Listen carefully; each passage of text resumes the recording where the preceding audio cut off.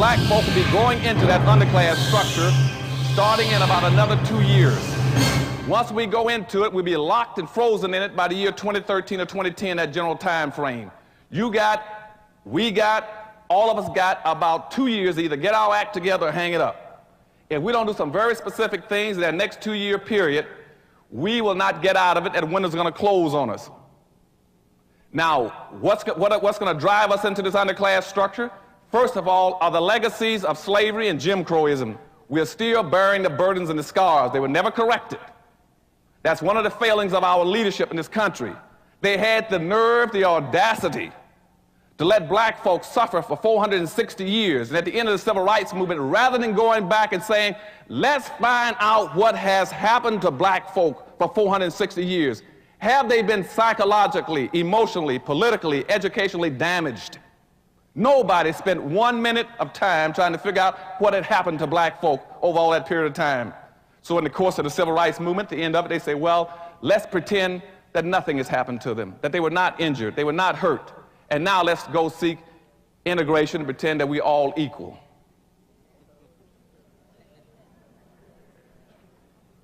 Now that was grossly unfair, because by that point in time, and by the 1966 period, whites had become economic giants in America. They owned and controlled everything at that point in time. Black folk didn't own anything. Whites controlled almost 100% of all the wealth, the income, the privileges, the businesses, the resources, and all levels of government. Blacks had nothing. Blacks were 1-foot midgets. And they allowed us then to use integration to walk from our communities, from our ghettos, over in their communities, totally disarmed, not understanding anything, blind, naked, and then saying you can go and compete. Compete with what?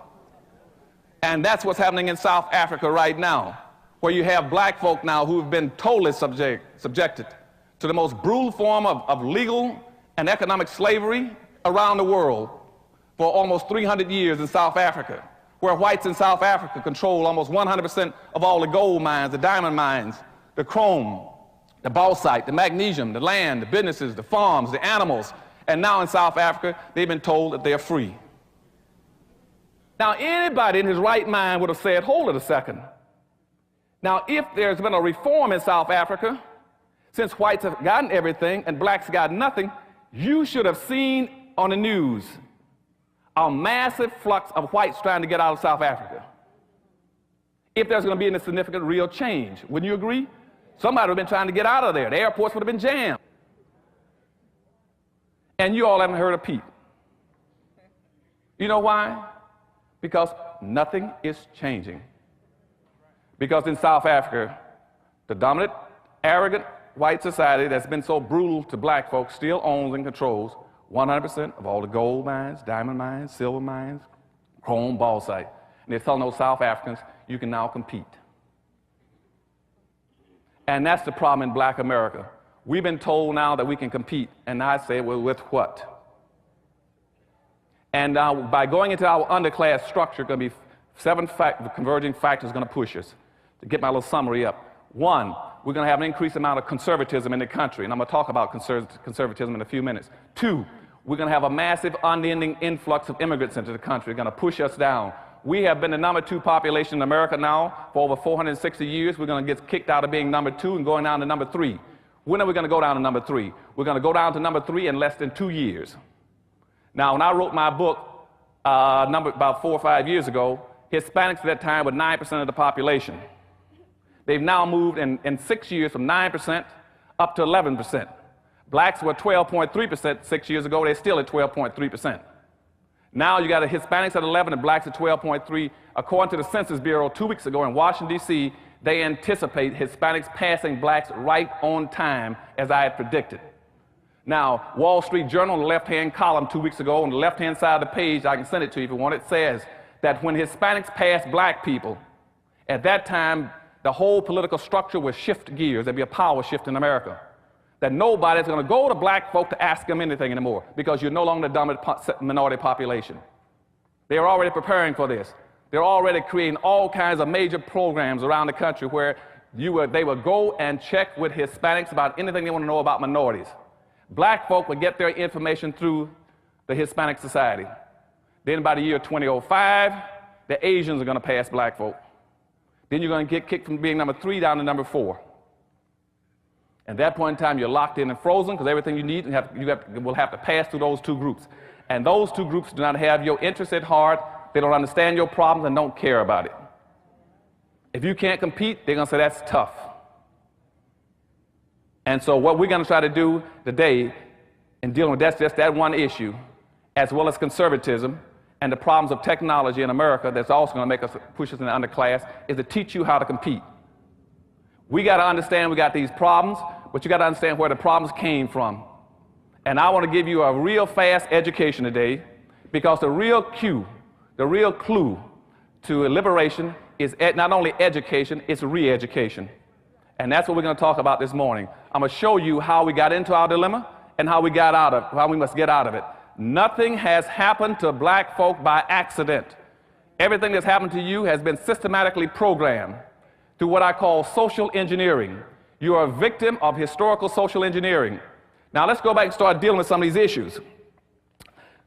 And a lot of this would you also find covered in my book, Black Labor, White Wealth, and the other 2 books I got coming out this year. One is called Dirty Little Secrets, and the big one is called Powernomics. How do you do it? And Powernomics, if you want to know what Powernomics is, because I'm going to talk about it a little later, Powernomics is teaching my people a new way of seeing, thinking, and behaving. And that's what the whole thing will be about this morning. You got to change the way you're seeing and thinking and behaving. Why? Because I said we've been locked into an underclass structure, because we got 2 major problems in America. One problem is that maldistribution of wealth and resources that I told you about that's in South Africa and America, where whites own and control everything. That's your number 1 problem. The second problem we're going to talk about this morning is the inappropriate behavior pattern of black folk. Those are the only 2 problems you have. I don't care what anybody else talks about in America. It's not worthwhile wasting your time. The problem in America is not drug abuse, crime, low-income housing, public housing, food stamps, welfare, teenage pregnancy. Those are symptoms of a problem. The symptoms are the fact that you don't own and control anything to run you and control your lives. That's the problem. And the second thing is inappropriate behavior pattern. And before I get into the inappropriate behavior patterns, let me define that for you. Now, in current day terms, I might call it the Rodney-King syndrome. It's pretty familiar to most of you. That's when somebody pulls you out of a car, breaks your jaw, breaks 3 ribs, cracks 2, knocks out 2 teeth, gives you a concussion, breaks your wrist, breaks your kneecap, and stomps you, and you say, why can't we all get along? That is inappropriate behavior. Or if I'm in Detroit, Michigan, when I was there functioning as an assistant police commissioner during the riots, and I was working on riot possibilities and techniques in the city, I get a call down by some people who had been involved in a couple of murders. And he said, look, I didn't have anything to do with it, Anderson. I just there, I witnessed it. That's what happened. Well, you see, they'd had a disturbance in Detroit, Michigan, and the police broke into a motel and found 2 black boys in there with some white girls. And they didn't like that, even though they were in a black neighborhood. They had paid for the room. It was their right and privilege to be wherever they wanted to be. It was between them and God. But the police officers were white. They were very disturbed about this. So what they did, they took those 2 boys on a Friday, and they beat them all day Friday. And they beat them all day Saturday. Then by Sunday, they had gotten tired of beating them. They said, well, we just go ahead and kill them. And so one of the officers picked up a rifle, and hit the oldest black kid in the back of the head with a rifle. And the kid was only about 22 years of age. Hit him so hard that it knocked one eye completely out of socket and bulged the other eye and broke the rifle stock. And the poor kid fell on his knees and crawled around and found the broken stock of the rifle, and on his knees held it up and apologized for having a hard head. That is inappropriate behavior. The question should have been, why are you brutalizing me and killing me? What have I done to you? And so that's kind of inappropriate behavior. It's what we've been systematically programming to displaying as black folk in a very highly competitive society. So what I want you all to start thinking about today and all throughout my speech today is not who you're against, but who you're for. I want you to understand that you're in a very highly competitive situation. You're going to be competing to survive and prosper. And that's what racism is all about. Contrary to what anybody tells you, and I just saw a definition of racism in the Washington Post last week by a noted columnist who's a conservative, and what he was really talking about was prejudice and discrimination. He wasn't talking about racism, but he was mystifying the word. That's why I finally figured out why he's always on the wrong side of an issue relating to black folk. He thinks that a black person can be racist. A black person cannot be a racist. Racism is a power relationship between groups of people. That's all it is. It means where one group of people have control of so much wealth and power and resource that it can deprive, hurt, and injure and exploit another group to benefit itself. Never in the history of this earth have black folk ever controlled that much resources and where they can have gone out of their way to exploit, injure, and do something to whites. So therefore, racism only started in the 16th century when he began to commercialize slavery against blacks. That's when racism started. There was no such thing as racism before that. The other thing, and before I get into my presentation, you got to understand racism also comes from the word race. Race means group. So whenever you hear people talking about now, you cannot prove racism because somebody fired you from a job, they are absolutely right. And the power structure and all the white think tanks in Washington know that. That's why you can no longer prove racism, because racism does not apply to an individual. It applies to a group. And because I discriminate against you, that's individual, that's personal.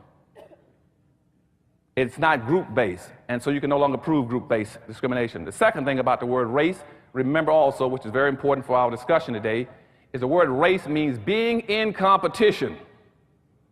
See, they didn't pick house, tree, car. They said racism. Race means being where people are competing from here to there. And we are in competition. That's what racism means. Black people must learn how to compete or survive, or not compete and perish. And so this morning we're going to start talking about what we got to do. Now let's go back to see when everybody said, where did this start? Let's go back to where it started. It all started in Africa. And as I go through all this, I want you all to keep some points. And when I stick my finger up in there, remember those points. Those are the points going to be hurting us today. Those same points I'm going to articulate to you today.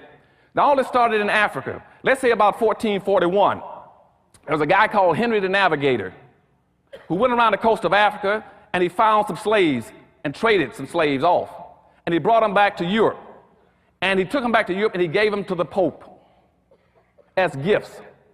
And the Pope in the Catholic Church was so beautifully appreciative of these slaves that he then said, since you've given me these slaves, what I'm going to do now is award you 300 miles of the coastline of West Africa, which is now called the Gold Coast. So Henry the Navigator was given land by the Pope, the Catholic Pope, and the Catholic Pope didn't even own the land. But he gave him all the rights of 300 miles of coastlines of West Africa. Say it belongs to you. That was in 1441. And so and Henry the Navigator was a Portuguese. So he began to try to encourage other Portuguese to go around there and try to find some more slaves. So this is a good thing. We own all that land around there now. By 1487, the Pope then said, aha, so many people began to pick up slaves. He says, what I'm going to do now is put out a public declaration and officially declare slavery to be a legitimate enterprise. And the Catholic Church was the first one to do it. Now, why is this important? Because you see, up until that point in time, slavery was never based on skin color. Slavery was based on three things to put you into slavery. One was an indebtedness, where you owed somebody something and not paid it off. Two was that you is through religious persecution. Or three, you were a prisoner of a war or conflict, and you were now a captive, and they were forcing you into labor. Those were the only three reasons you could get into slavery, until the Catholic Church put out this declaration. And now they added a fourth variable, which says color is now a factor. Now that's very important, because the Catholic Church now had, in previous slavery, in earlier parts of the century, let's say immediately after Christ was born, the Catholic Church played a very pivotal role in saying, as a religious institution, we got an obligation to represent those who were enslaved.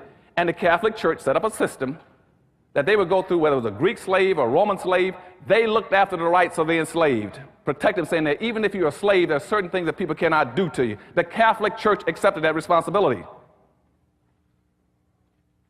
Now, the Catholic Church now has condoned black enslavement based on skin color. That was totally different. But also, the first thing they did, they abandoned any interest in representing the interests of the enslaved, even though they had done it for everyone else. And all of a sudden, the problems began to develop in Africa. Other religions began to join in. So people say, well, Dr. Anderson, how were they able to enslave us? Because we were doing some things wrong in Africa. As the other religions joined in to start enslaving blacks, so did other nations, so did other ethnic groups. And black folk were totally ill-prepared to deal with it because we had been doing some things wrong in Africa ourselves. See, going back to about 765, the Muslims had been trying to get into Africa for the longest because they'd heard about all the gold and silver and the wealth in Africa. And the Muslims had been going around, the Arabs had been going around Africa trying to conduct holy wars against dark-skinned people to get access to the resources. And starting in 765, not 17, but in 765, the Arabs started enslaving black folk. They enslaved on an average of 1 million blacks every 100 years and shipped them out of Africa. So now if you start to count from 765 up to the present day, that's over 1,300 years. That means over 13 million blacks have been shipped out of Africa just by the Arabs alone.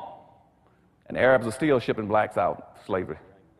If you go to Ethiopia and Mauritania, you'll now find, in Sudan, you still find blacks being sold by Arabs for actually about $475 a piece. So Arabs have been selling blacks now for over 1,300 years. But when you get around the 900, though, 200 years after that, the Arabs are still trying to penetrate the blacks to get their wealth. And blacks have gotten an international reputation of being one of the wealthiest nations on earth, talking about walking on streets of gold. And so from 900 up until about 1400, they lived reasonably well because people were afraid to penetrate Africa. Because blacks also had a ferocious reputation for being invincible fighters. They were scared of the jungles and the black warriors. So no one went into Africa to get them, but the Arabs were still trying to get access to the wealth and resources. Now I'm back up to the 14th century again. Now in the 1400s, about the same time as I just told you that the Pope declared that officially that blacks can be enslaved, at the same time Timbuktu was invaded by the Arabs. They finally broke through.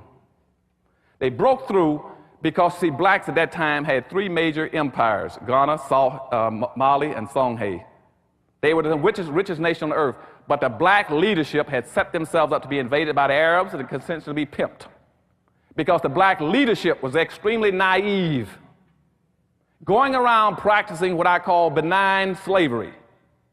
Every time anybody came into an African nation, like Mali, Songhai, and what they were saying is that, well, I'll do business with you, but you got to buy one of my slaves. And the slaves were their own people. And they were playing games with slavery, saying, well, it's a tribe, he's a different tribe, so I'll enslave him. But the slavery that blacks were practicing was not the same vicious kind of slavery that came later, but the fact that they were playing with it, condoning it, and willing to sell their own black folk out naively. Now the question becomes, why were they doing it? Okay, why were they doing it? They were doing it trying to impress people with their power, how strong they were, saying that I would do business with you, but let me show you how strong I am. I got 3 or 4 blacks in the back room, and you buy them from me, and then I'll sell you some gold and silver. And what people were impressed with was not really their power. They were impressed with the fact that you had absolutely no interest as a leader in your own people and felt no responsibility to their welfare. And so when that got out, then all those countries, as I said, once the Pope condoned slavery, they began to flow into Africa because they knew the black leadership did not feel the strong togetherness, the willingness to protect their own people and to look out for them and lead them, and would willingly sacrifice them. So Africa fell wide open. And people poured into Africa after the Pope declared slavery legal in the 1480s. By 1500, between 1500 and 1650, 150 years, they hauled out 5 million blacks just to Central America alone, just right south of here into Mexico and to Central America, Costa Rica. Just to give you an example, after the Pope declared that you can legally go after those blacks, they pulled out 5 million of them and sent them in there. And those blacks, in 150 years, with sticks and stones, not steam shovels, but with sticks and stones and rocks, dug out over 16,000 tons of silver and 400 tons of gold, just to enrich Spain and Portugal. And this was critically important because at that point in time, Africa was a rich continent, had all kinds of wealth. And Europe was an impoverished nation. Europe was run over with crime, sickness, disease, illness, disorganized. Africa was the glory of the world. But you see, our people were playing around, not looking at taking care of the business of their people.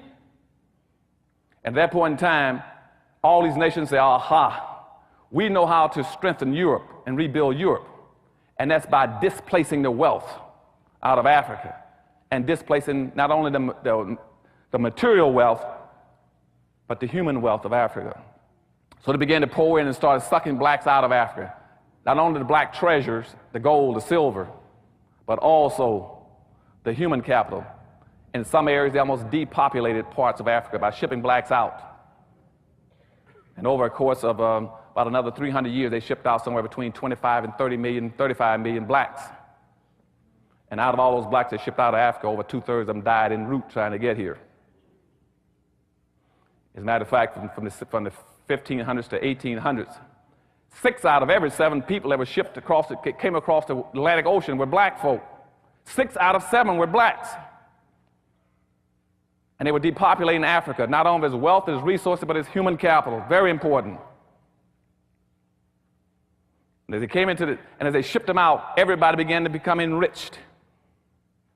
But you still had black leadership that still didn't understand, unwittingly was playing into the hands of people who were much more serious about the games than they were. So I jump up to the year 1619. They brought in 20 blacks into America, formally, even though we'd had another group of blacks in here around in the 1500s. They've been floating around too off of PD River in South Carolina. And we'd had blacks much earlier, the Folsom people. But let me don't even get into that. But by 1619, they brought in 21 blacks into Jamestown, formally. And those blacks came in as indentured servants. They were traded by a German warship for supplies. Those blacks were free in about year 1624. But something very important happened right before 1624. In 1621, you had a black guy named Anthony Johnson. Anthony Johnson came to the United States in 1621, came in from England as a free black. At the same time, you had those other 20 black slaves brought in here in 1619, the first 20 blacks. But this black came in as a free black in 1621. He came in, and then since he was coming in from England, not from Africa, he then declared himself a free black, declared that he wanted head rights. And head rights in those days says anybody coming to the country can get 640 acres free right off the bat. Then plus you can get another 500 to 600 acres for every slave that you own. He immediately went and had 13 blacks. He brought in then, we got him 13 black slaves, and he's black. So within a few years, about 15 years, he was one of the richest blacks in the colonies. But he was enslaving his own people. Now, going up to 1638, Maryland colony then put out a public edict that laid the cornerstone for racism in this country, saying that now that black folk coming into this country and they began to intermingle with whites and socialize like Johnson and trying to integrate, we got to pass a new law. So the state of Maryland put out a law called the Doctrine of Exclusion. The Doctrine of Exclusion says that no black shall be permitted to enjoy the fruits of white society. That was in 1638. Now, Johnson still had it, he'd really built up his land now. He had all kinds of land and a whole bunch of slaves, getting close to about 70, 80 slaves now. And a white guy went over to one of his plantations. And one of the black slaves there, named John Castor, asked him, says, why am I a slave here with this guy? He says, I didn't know that, he says he owns me for life. How does he own me for life? And the white fellow who was a plantation owner also said, look, he doesn't own you for life. You know, didn't you contract for indentured servantship? Indentured servantship normally runs 5 or 7 years. What do you mean he's got you for life? This black guy said, I've been working for this for this Anthony Johnson, this black slave plantation owner, for almost 27 years. The guy said, well, just run off and leave. Forget about him. You don't have to keep working for him. So the black slave, John Castor, ran off. But guess what happened? Anthony Johnson then went to court, and he sued the white plantation owner who had encouraged the black to run off. Sued him in court, and the court accepted Anthony Johnson's claim against this black slave, saying that he owned that slave for life. Now, what happened there never had ever happened on the history of the earth with black folk and in this country, where all of a sudden a person laid claims against an individual for the rest of his entire naked life. And it was a black man. And once that court decision was made, whites picked it up and said, aha. So by 1665, all the states then started passing enslavement laws. They went back and took the doctrine of exclusion and say, now, the doctrine of exclusion with Maryland says that black folks shall always be excluded and never be permitted to enjoy the fruits of white society. But after listening to the court decision for Anthony Johnson, we got a good thing going now. So they took that same doctrine and expanded it. And now the doctrine says that not only should black folk be excluded, subordinated, non-compensated, non-competitive managed workforce for the personal comfort and wealth building of white society. That became the enslavement codes, both explicitly and implicitly. And all the states began to enact it then, based on Anthony Johnson's ruling in court that he owns another black person for life. Now the system picks up. We jump now up to about 1704. 1704, there's a black kid. There are a whole bunch of slaves coming in from Africa on a slave vessel called the Eagle. The Eagle is heading towards America. There's a young black boy on there, along with some other older slaves. The slaves decide to revolt on the ship. And they took over and knocked the captain down, took over the ship, and took the weapons, and we're in a fight to take over the control of the ship and head it back towards Africa. And as one of the older slaves grabbed a machete, and he said he's going to kill the captain so they can completely have control of the ship, as he swung at the captain, a young black slave jumped up and got in there and protected the captain and took the blows himself, which chopped off one of his arms and protected the captain. And by protecting the captain was able to recover the control of the vessel, put down the insurrection, and they then hung all the blacks who were trying to revolt, except a young black kid who was only 19. When the captain got to America, he gave him to supposedly a benevolent slave owner and rewarded him with recognition, and says that after he's been educated and recovered from his wounds, that he's to be set free. And again, this young boy, he placed more importance on protecting other people than getting his people out of a dilemma. But he was rewarded and recognized for it. And he personally benefited at the expense of his own people. That was in 1704. 1705,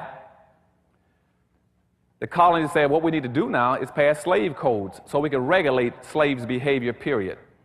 Slave codes were passed to tell you exactly how every black person must act in America, what he could not do, and what every white person must do to make sure black folks stayed in line. Then they passed another law at the same time with it, which is still in effect today. It was called the Diversity Act of 1705. You all call it multicultural and cultural diversity. You all understand what I'm saying to you? I want you all to understand history. If you ever want to figure out how to get out of your dilemma, never spend your time trying to work with anything unless you know how it got into place. And then you take it out of place. The multiculturalism and cultural diversity started in 1705. They passed a law at the same time saying, how do we control black folk now? They said, now that we got all these blacks coming to the country, we got a good thing going. They said because now all over Europe it was being advertised, if you want to become wealthy and powerful, go to America. We guarantee if you go to America, we give you free land and free labor. You'd have to be an idiot not to get rich. You don't have to do anything. We'll give you all the land you want and England started a franchising system, so which means even if you couldn't afford to buy slaves, we had a franchising concept, which means England would give you the land and give you the slaves. All you do is pay them a commission. Just like McDonald's and Burger King. That's where the whole franchising concept came from. It was from England with slavery. And so people rushed into this country. But they had to set up external controls, saying, how do we control them when they get here? With all these blacks coming into the country. Because I just told you, 6 out of every 7 persons coming across the Atlantic were black folk. They were pouring into the country. But they want to make sure enough whites were here to benefit and get the fruits of black folks' labor. And so they passed the cultural diversity, which says, the cultural diversity law says, for every 5 blacks you own, you must have 1 white person. You must always have 1 white person there to monitor, to make sure that black folk are being monitored and kept under control, that you understand what they're up to. That law stayed into effect, never went out of effect. Now, come 1710. Now, when 1710 came, here's the main point of my talk today. 1710 did something that is totally devastating. Totally devastating. The Virginia colony in 17 passed what they call meritorious manumission. Meritorious manumission says, what we're going to do now that we put up the external controls in 1705, we must have internal controls. We don't have the time to go around and monitor and watch all these black folk coming into this country. We must build in some kind of internal management control. We must build in a way like the Rodney King syndrome, that kind of thing. We must build into black folk an inappropriate behavior pattern. We must teach black folk to see things upside down in a non-realistic manner. And what they did very systematically was like taking glasses and painting pictures on it upside down. And we found out in laboratories in sociology and psychology that even if you paint the world upside down for a person to put glasses on their eyes, we found that the subjects can learn to live upside down. They learn how to adjust, learn how to adjust their reach and what they're doing. And we watched it over and over again in experiments with young people in school, where we paint the pictures upside down and say, what do you see? And the mind has the ability to flip things back over to where the reality becomes the unreal. That the unreal becomes the reality. And once you do that, you got your people nailed to the wall. So meritorious manumission came into effect in 1710 and says, we will reward, we will recognize, we will set free any black person that does 1 of 4 things. 1, if you in fact will save a white person's life. I told you about the young man on the boat with the eagle, 5 or 6 years before that. If you save a white person's life, you will get your freedom. 2, if you protect the white person's property. 3, if you invent something that a white person can make wealth and power off of, some kind of an invention. And 4, if you in fact will squeal on, inform on, or tell on your own people.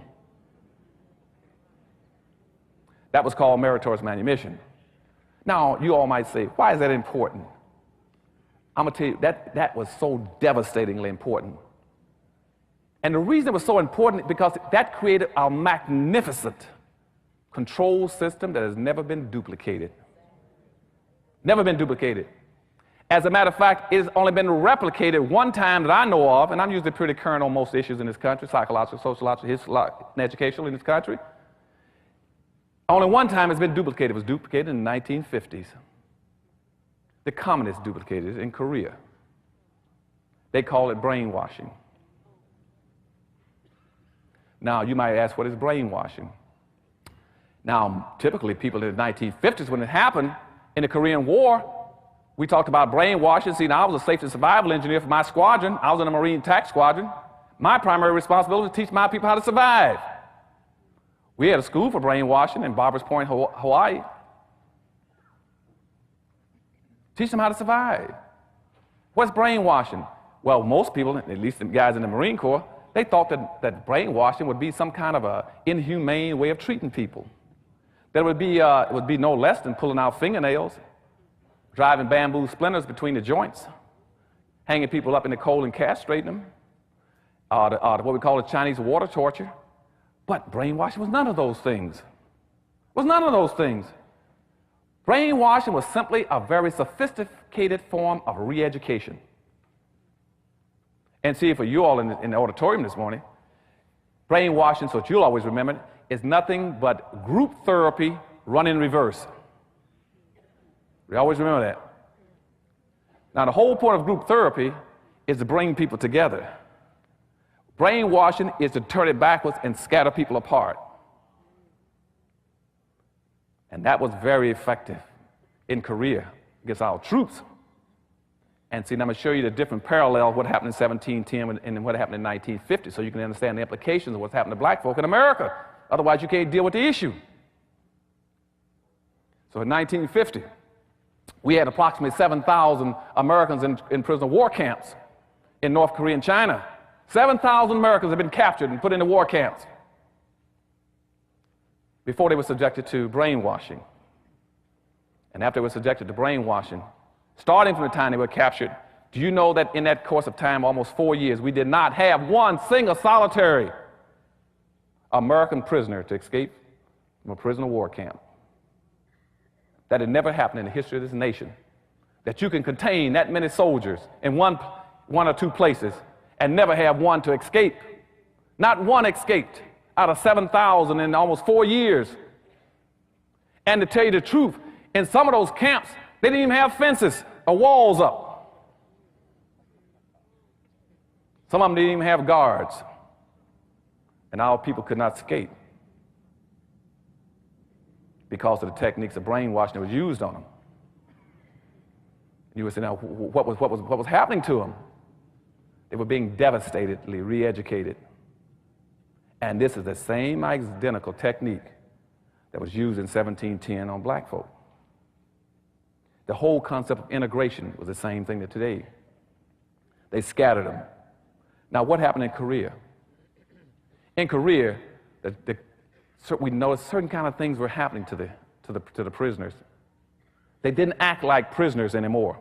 See, when a guy when he was captured as a prisoner, the first responsibility was to try to escape, not to participate, not to cooperate with the enemy, not to compromise one's principles. But to always try to fight, resist, and get out, and to compete to help your own people to escape if you can. Didn't happen in Korea. Because you see, brainwashing, reverse technique of group therapy, first of all, what it did, it divided the soldiers against each other. Divided the soldiers against each other. And there's a whole revolutionary principle that says that a revolution comes when two people get together and begin to conspire. You can never have a revolution or an insurrection on earth as long as you drive a wedge between the first two people. If you drive a wedge between the first two people, you'll never have a revolt. And in Korea, we never had a revolt. Secondly, people can only organize if they get together. But see, what the communists did, they started an information system, a squealing system, an informing system. And what we found in Korea was they had the most massive, widespread information system ever on earth, where people were recognizing other people or identifying other people who were planning on escaping. And what the communists were doing was telling people, look, you all got a responsibility now as a prisoner. If you hear about another prisoner talking about escaping, it's your responsibility to inform on him and tell on him. And if you do that, we'll reward you. You get an extra candy bar and apple. And once that happens, you see pretty soon, the soldiers didn't know who to trust anymore. They didn't know who to tell anything to if he was planning on escaping. Who did he tell? He didn't know when the other guy was going to turn him in for a reward. And so the organization broke down, and they quit communicating and sharing information to each other. Because all of a sudden you were planning on escape. Next day someone drags you out in the cold, strips you down, and pours ice water on you at 26 below zero because somebody just turned you in for an apple and a piece of candy. And see, that's what happened in meritorious manumission in 1710 when blacks were being rewarded for turning in other blacks. See, also what it does is not only does it stops your communication, it stops your ability to organize, but also it broke down what we have to have as a sense of community. In none of those camps do they have a sense of community anymore in Korea. And without a sense of community, you have no way of doing the things that have to be done as a human being. And so in the prison war camps in Korea, all of a sudden the camps became filthy, the black camps. Nobody built latrines. Nobody made sure there was food and blankets passed out. Nobody took care of the sick. Because you don't have a community anymore. Without a community, you can't do anything.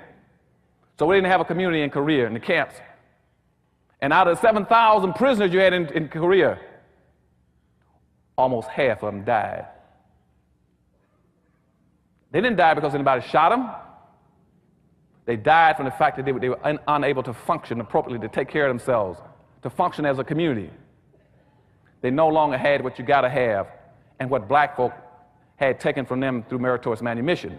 See, once you get a community, the next thing you must have above that is your trust. You cannot have trust if you don't have a community. I always hear black folks say, Dr. Anderson, all the things you say are true, but how can I get together another black folk when I don't trust them? You don't trust them because you don't have a community. And and above trust comes cooperation. But Dr. Anderson, I don't want to work with him. No, because you don't trust him. So it goes community, trust, cooperation. And that's what they did in Korea. They killed the community. The black soldiers no longer had a community, and prisoners no longer had a sense of a community. They no longer had a sense of who they were, what they were about, the business of, and who they were. And all of a sudden, that kind of an oppressive system of rewarding people for identifying with the enemy, and that's what the Koreans were doing, saying, you identify with us, and we'll reward you and give you a can and an apple. And when they started rewarding people, the community was destroyed. And their soldiers fell apart, and over half of them died. And so the next thing that happened to them is what also happened to the black community. After 1710, they moved into a thing what we call give-up-itis. All of a sudden, the soldiers in Korea, in those camps, no longer cared about anything anymore.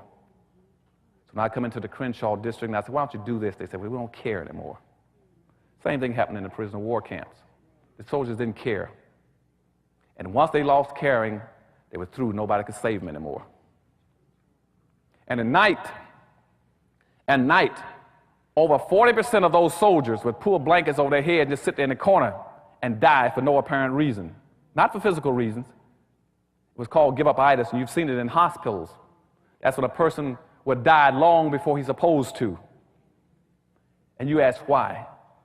When a husband passed and the wife would die 6 months later, 3 months later. Not for any medical reason, because they no longer have a will to live. And that's what happened in those camps. We lost over half our soldiers because they lost their will to live. And see, after meritorious manumission was put on black folk in 1710, black folk, a lot of them began to lose their will to live and to care and be responsible. So jumping back to 1710, so you understand what brainwashing is and the effect on black folk, I want you all to understand that was a re-educational system. So when that happened in 1710, the word spread. And down in Jamaica, there was a fellow named Willie Lynch that heard about it.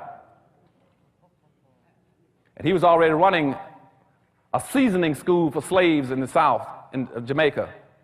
So then he caught a boat and headed for America, headed for Virginia, where the meritorious manumission had been initially enacted. He got there in 1712. And just like the communists did in Korea, he came up with the same expression, gentlemen, I'm here to take care of your needs. I can show you how to do what you want to have done. I can show you how to divide these slaves so they'll never recover, or at least it'll take 300 years before they can do it. So some of you might wonder why I picked in my book the year 2013. This coming year in 2013 would be almost exactly 300 years since Willie Lynch put his methods on black folk. He said it would take 300 years. He said, what I'll do is to show you how you divide blacks. You divide blacks along the lines of skin color. You rig it so every black will look at another black skin color first and say, is he a yellow black or black black? And that way you've already divided them. You divide them along the lines of sex, so that all of a sudden you have black women joining the feminist movement against their own black men. They're trying to beat them out of jobs and opportunity and visibility to take care of their families.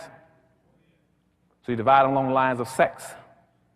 Then you divide them along the lines of age, where the old turn against the young turn against the old and say, you're ancient, you're old, I don't want to listen to you anymore. And it worked very effectively. And Willie Lynch put that on them. It's called divide and conquer. Divide and conquer was the same in 1710 as it was in 1950 in Korea. And black folk became divided. And so from 1750 up to about from 1710 up to 1750, the system started going into effect. The social conditioning, the brainwashing of black folk took off full steam then. Because see, now they were very concerned about all these black slaves. We had to control them. And people said, well, how do you control, how are we going to control them? And said, the first way, and there are three ways you do it, but the first way is by physical control. Always control a black person physically. That's what slavery is about. The second way of controlling them was called Jim Crowism. Then you control them legally. Then the third way you control them is when we came out of the civil rights movement, which means symbolically. You control them by manipulating symbols. We'll talk about that in a few minutes. So they went into the first thing of controlling black folk physically with slavery. By 1750, the black population got up to 34% in America. And they were very concerned about this because you see all these slaves were pouring in across the water, so they started advertising to bring in more immigrants. They said, what we need are more white immigrants to dilute. Remember, I told you the Diversity Act said we must have so many whites. So we got to have an immigration law that bring in more whites to neutralize blacks out, to keep them contained, to keep them as a minority. We'll fix it so they'll love that word minority. They'll use it all the time and call themselves that. Even though we know the minority means loser. We'll turn the world upside down, they'll call themselves loser, loser, loser. So by 1750, black population hit 34%. So what the white society started doing then, it says, we must do what they didn't say that then, but the effect was the same. What happened in Korea? We must isolate them. So every Indian treaty from that point on started putting in conclusions saying that you must also stay away from black folk. They built into all the Indian treaties incentives for them not to identify with black folk because they afraid that if Indians and blacks got together, they could overthrow the country. So Indians were given incentives then to turn against black people. And that's why later on you find that the biggest killers of black folk for a long period of time were Indians. Because they were given incentives. For instance, if you raided a town or a village, guess who was the first person you run into in the fields? Was a black person. And see, you had laws because the slave codes of 1705 says a black person could not arm himself, he couldn't carry a weapon, he couldn't carry a tool, he could not raise his hand to defend himself, he could not strike back. So Indians said, hey, we got a good guy to raid. I mean, this is like shooting ducks. And the whites knew that. When they put the blacks out in the field, they used blacks for burglar alarms. So every time there was an Indian raid, they the ones that went down first. And that's why all the 5 civilized tribes in America then became slaveholders. All the 5 civilized Indian tribes were slaveholders. Not only were they slaveholders, they were slave traders. And more important than that, in all the treaties, typically in a treaty, they paid the Indians $20 for every runaway slave they chased down and brought him back. And that's why also when the Civil War came, all the 5 civilized tribes in America fought with the side of the South to prefer slavery because they didn't want to lose their money and wealth either. And I still have blacks running around saying, well, I'm half Indian.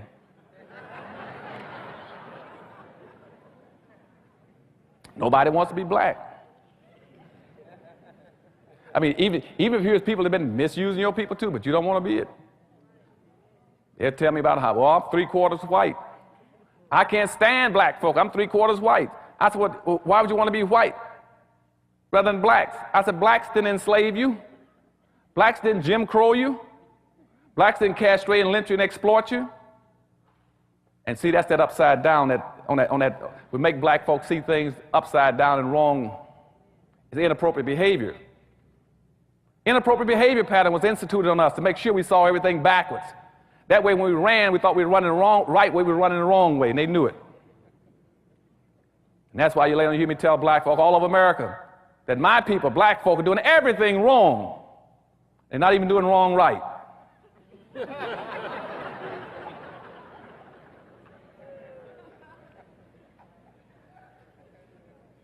because you see everything is pointed upside down for us, so they can't see which way to run. And so at that time, in 1750s, the colonies then tried to figure out how to contain the whole issue. So we got our controls in place, we got the social conditioning in place, and I think we got blacks pretty well what we need them. We got them nailed down. So then they then started telling England, don't send any more slaves over here to make sure it works. So Continental Congress sent all kinds of letters to England saying, don't send any more slaves to make sure our system of control works. But England said, no, I'm going to keep sending them because we're getting rich off of it. England said, we're making a fabulous amount of money because we set up the Navigational Act in 1650, which says, I don't care what you all produce in America, it must come back to England first to be processed, and you all buy it back from us. And when you buy it back from us, we're going to charge you 3 or 4 times the price of it. And so when England decided to have a Revolutionary War to break away from England, they didn't put that in the history book, what the real reason they want to break away from England was for. 1, because they were scared to death of black folk getting free over here and tying them with the Indians. 2, they wanted to reverse that whole shipping process, saying that if we made all the products in America, we raised the cotton, the corn, the beans, the rice, and everything, why are we sending it to you and buying it back from you? So that's what the Revolutionary War was over. And plus, England was also getting rich off the slaves because, England was only paying $25 to $35 a piece for every slave they were buying on the west coast of Africa. $25 to $35 a piece. But they created a system called capitalism, which says that I also want a 1,500% return on my money, my investment, which means if I pay $25 for a black slave on West Africa, I want to be able to sell them in America for $400 to $500 a piece. And so England was becoming a very rich and powerful nation.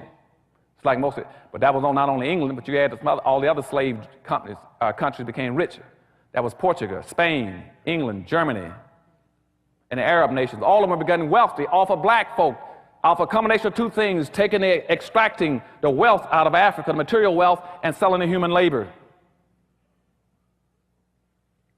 And after the Revolutionary War, the first act of Congress, as soon as they set up a Congress in the United States, the first act of Congress said, let's solve this problem with the slaves.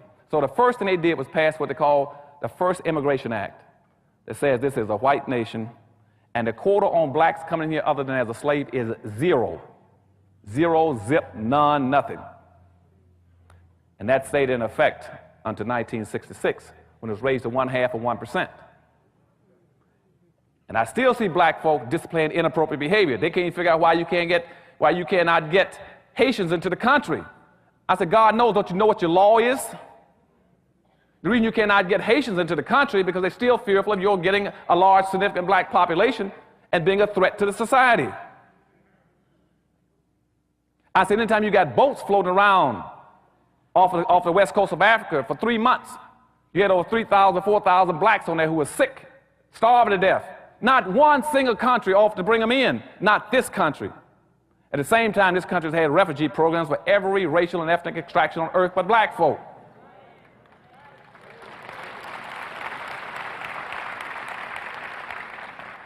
And where's our civil rights leaders? Where's our black leadership? Why aren't they raising issues about it? Instead of them going down there and say, why can't blacks come in from the islands and from Haiti? They do the same thing because they're seeing things upside down and backwards. They do the same thing the whites do. Say, well, what we need to do is invade that country and make them stay there. Let's improve the conditions there.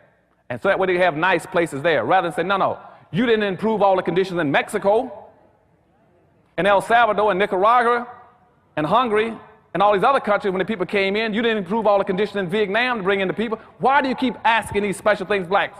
No leadership will raise the questions. Because you see, no black leadership in America wants to raise the real issues about why we cannot raise our population and others can. In a social democracy where the majority will win and the minority will lose, we are the only planned, systematically, permanently classified minority. Which means that we are the only people who will always lose based on immigration laws and the quotas coming into this country. Unless we start to develop some very specific ways of dealing with it. That's what powernomics is about. I start telling you, you got to start changing the rules, turn things back upside down. You got to always practice, how do you get to be the majority? Never do anything where you're going to be a minority. Do it where you're going to become the majority. Don't move to be a minority, move to be a majority. And we're going to talk about that a little later on how you play these games and learn how to win in powernomics. But you see, as I said, by 1790, the law had locked us out as the only permanent loser. And they said that anybody losing in society from now on, it would be black people. They're the only people that cannot increase their population significantly to be a threat to this country. By the late part of the 1790s, they said what other kind of external controls can we put on black folk? Because now someone want to learn, someone want to try to join the religious movement in this country. And in religion, we say that everybody's a brother. And if we baptize them and make them a Christian, how do we deal with that fact? So they passed a law saying that Christianity did not relieve your heathenism for a black person. And they did not want, after that time, there are few blacks that had been going to church, but they were sitting in white churches, and they had to be monitored and watched, as I told you, because of the Diversity Act. So when the evangelical movement started moving through this country in the turn of the first of the 1800s, early 1800s, they said, we'll let blacks have their churches, but we can always also, but we must pick the ministers, and we must license the ministers. We must pick ministers that we can control. No black preacher can come into America unless he is controlled by the white establishment, unless he represents our interests and our values, unless he teaches our form of Christianity. Now, this is very important. Why? Because, you see, before, religion was always used to help a population group. When it comes to blacks, we cannot let religion be used to help them. You see, the Catholics, church, took care of all those groups who call themselves Catholics. Jews, priests, took care of the Jews. And even today, you go into the conflicts in England or Ireland, where you see the Protestants and the Catholics fighting. I guarantee you that the Protestant members will be representing their people and protecting them. I guarantee you that the Catholic priests will be representing the Catholics and protecting them. If I take you into the Middle East with the Arabs, I guarantee you Khomeini will be taking care of Arabs. Only in America can I find black ministers who can be bought and sold to be against their own people. Nobody else will let you do that. No population will tolerate that except our people. And that's what I call inappropriate behavior. Inappropriate behavior pattern when you let your own ministers sell you out. It's not in your best interest. What I mean by sell you out is because by the early 1800s, the whites said, well, we're going to have black ministers. We're going to have to Christian them to make sure they do what we want to have done. They must teach Christianity the way we want it taught, to where it is an external control device on black folk. They said, what are the rules? One, that every minister we license must teach black folk. That when you talk about the slave and the master in the Bible, that you're talking about the white man and the black man on earth. Two, the minister must teach black folk that they're to be loyal, faithful, obedient, respectful, and all those other good things, and honest, so that white people don't have to worry about them stealing as a slave.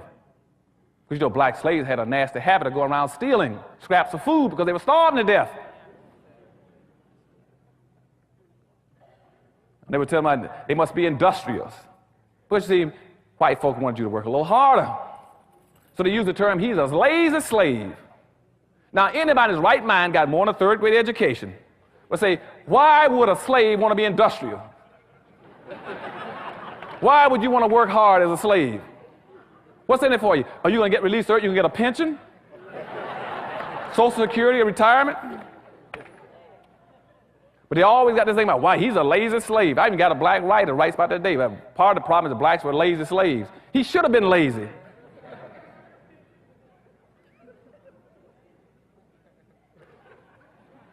The third thing they put on you is that, well, the black ministers must also teach them to get pie in the sky after death. Going to turn their world upside down. So while everybody else is competing to get resources, to get wealth, to get power, black folk are saying, I'm waiting for mine in the sky.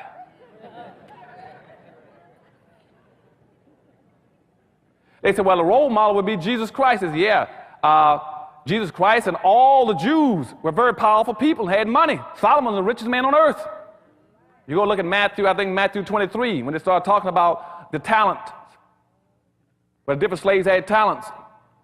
And two of them went out and developed their talents and multiplied and made something, and one buried and hid his. Because they knew that would be that black one, would be that last one, go out and hide it.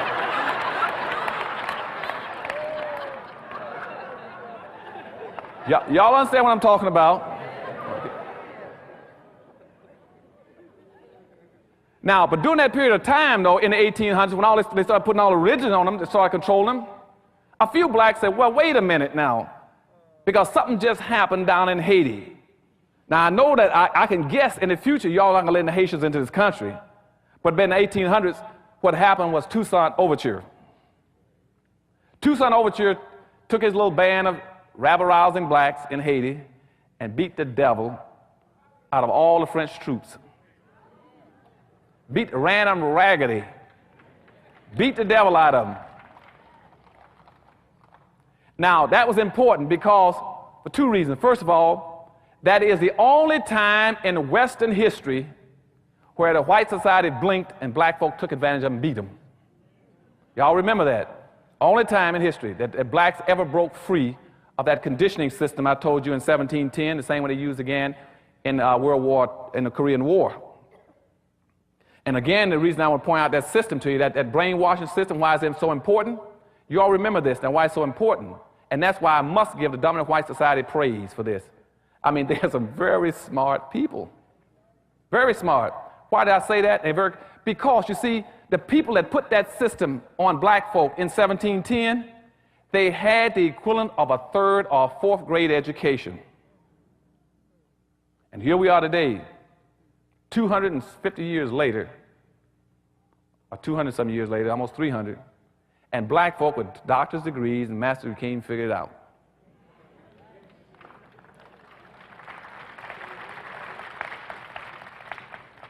Now, but little Toussaint Overture down in Haiti, he won his battle, beat him good. Now that meant when he beat him, though, they finally tricked him and said, well, now that you've beaten us, wouldn't you like to come together and integrate? He went to discuss it with them at a meeting. They captured him, put him on a boat, and shipped him to someplace in Europe, some country way up in Iceland, one of those, I think Finland or someplace, and they froze him to death up there in the prison. Because he went to co-op, and I told you in Korea. In the Korea and the brainwashing techniques, there's another principle that says that anytime you want to control anybody, I can control anybody who's willing to talk and compromise and discuss with me. I can get him to compromise. And see, what we're trying to teach our soldiers was called a code of conduct in Korea, which says never talk to your enemy unless it's on your turf and your terms. And see, right now, I'm assistant police commissioner, I'm working as a therapist for prisoners.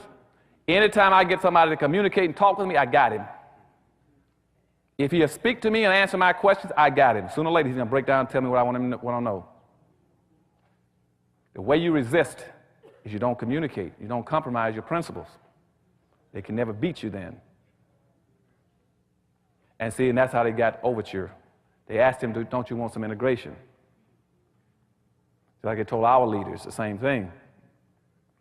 Now, there were some other blacks who jumped up and said, I'm not going to go for that okey doke. And one of the first ones in 1800 was Gabriel Prosser. Gabriel was an extremely smart black guy. He says, I just heard about what Toussaint Overture did down in the islands. And said, if Toussaint can do it, I'm going to do it here. He said, I'm going to do the same thing. And he did some planning and you couldn't believe. He worked, he planned, he schemed. Prosser really worked on his thing. And he planned one of the most devastatingly, strategically well-planned insurrections on earth. Now, but before I tell you what he did, let me go back and make this point. I tracked between 1710 and 1860, and we had a possible 150 to 200 possible slavery votes. And in all 150 to 200 of them, a black person squealed in every one of them and got his meritorious manumission and his Willie Lynch badge card. And so when Prosser was trying to pull his together, he planned his scheme. And on the day he was supposed to have his big revolt, would you believe one of the most severe storms that ever hit Virginia came in and washed out most of the land and roads and bridges, and Prosser's group couldn't get together at their gathering point because they were planning on hitting three things. They were planning on taking over the penitentiary in Richmond, they were planning on taking over the armory, and they were planning on attacking the town and annihilating the town, everybody except the Methodists and the Quakers who had befriended them. And the storm struck just as they were going to assemble. And only 300 showed up, and Prosser said, well, since only 300 of us here, let's put it off until next week when the land is dry and clear. And within 3 days, a black person squealed. Prosser was arrested along with 35 of his supporters. They were executed, hanged, and heads chopped off and put on poles. But the two blacks that did the squealing, one was called Tom, the other was called Pharaoh. And I don't know, God knows it because I don't know. Why is it if you name a black person Tom, you almost guess he's going to do something? Now, I don't know, and I don't mean to put down anybody here named Tom, but I don't know, there's something about that name. And Pharaoh itself is not too much of an exciting name. I wouldn't trust that name either. If somebody, my mother named me Pharaoh, I'd know I'm in a world of trouble too. But anyway, Tom and Pharaoh turned in Prosser. They executed Prosser, chopped his head off, along with some other, and hung him up on poles. But the thing that became very important in that case, though, was that the town was really fearful because they found out from rumors that Prosser had lined up somewhere between 5,000 and 50,000 slaves. The whites all through Virginia, North Carolina, South Carolina was paralyzed. Their mouths fell open, their eyes they popped, and they said, something is wrong. You mean tell me we put a conditioning system on black folk where we turn everything upside down, and this black guy was able to do the impossible without an education? Something is wrong with our system. What's wrong? And I'm serious, this was a big issue. They had to find out how this one black guy get together as a slave and have something between 5,000 and 50,000 blacks ready to fight, and had it not been for a storm, they'd have taken over the country. And finally came out through another rumor, speculations, that what it was that he had beat the symbolism. To show you how important symbols are, that's why I keep telling about powernomics. To get out of your system, sometimes you're lost. You look up at a mountain, you look up at a peak, you look for the Penobscot building or the Empire State Building, you find your symbol, you can find your direction. And what that black Prosser done, he looked at the state seal. The state of Virginia had a seal where it had a white man lying prostrate and a black man's foot on his chest. White and the black guy was called, and then in the seal it said, Verticus overcomes Tyrannus. And that black man had used that seal as his motivating force, his guiding light for his people. And when whites found that out, immediately they changed the Virginia seal and said, get rid of that seal fast. And put up guards around the Capitol to make sure it didn't happen again. Now that was in 1800. By 1821, another black named Vesey got equally as concerned. He had heard about it. He said he's going to try it in South Carolina and try another revolt. But Vesey says up front, Vesey organized his group. He walked around, he was a free black. He got free because he bought his own, paid $600 and freed himself. He won money in a lottery. But he's very upset because he couldn't buy his children out of slavery. So Vesey would walk through the town in Charleston, South Carolina, telling black folk, get that hump out of your back, straighten up, be respectful, take care of your own people, look out for your own people, quit trying to worry about everybody and look out for yourselves. And Vesey was he was a big man too, a big broad man. He said, I'll break your back if I catch you bending over. And he planned an insurrection. And he called something like about 300 to 500 together to take over Charleston, South Carolina. But he told them up front, he said, let me tell you all something. He says, if I catch one black in this group trying to get meritorious manumission, he said, I'm going to snap your neck like a twig. And he planned a revolt. And unfortunately, again, 2 days before his revolt was supposed to occur, not only was he squealed on once, he was squealed on twice. So VC was picked up along with about 37 of his people and hung. Because, again, they sold him out. Then by 1831, Nat Turner, you already know about, tried the same thing a few years later, in 31. Nat Turner says that I'm not even going to go through those changes. I'm not going to do what VC did. I'm not going to do what Prosser did. I'm not even going to play that silly game. He said, what I'm telling you I'm going to do? He said, I'm going to break out of here. I'm getting me a knife, gun, sword, stick, tools, bricks, anything I can get. I'm killing anything I see that moves, crawls, jumps, walks, or talks.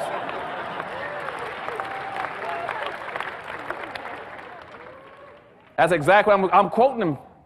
He says, I'm the rod and staff of God. I'm not playing these silly games. I'm tired. And so Turner started walking, saying he was a sword and the voice of God. He said, I'm going to kill anything I see moving. He killed 55 people, including his own master. And then the country got petrified again and sent the army in looking for him. They searched for Nat Turner for 2 months and couldn't find him. He hid out because he killed so many people. Until one day he needed food and went down to get some blacks to get some food, and guess what happened? Turned them in. And so that took care of Nat Turner. Same time, there's one other black, though, which is my hero. I don't know how much time I got. How much? Long as I want. Okay.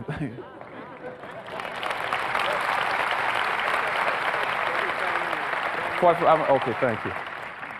You see, you all are so nice. That's why I love coming to this city. Boy, I swear. I love you. I'm going to move out here pretty soon.